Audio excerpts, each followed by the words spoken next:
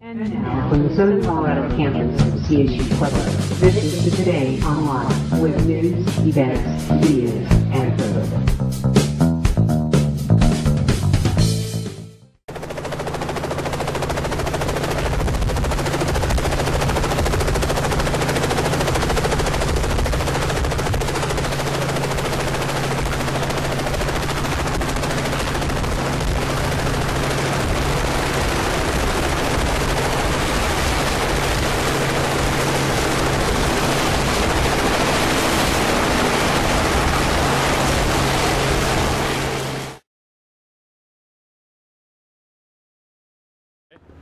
My name is Will Sanders. I'm a helicopter pilot, and I also own a helicopter company called Colorado Vertical.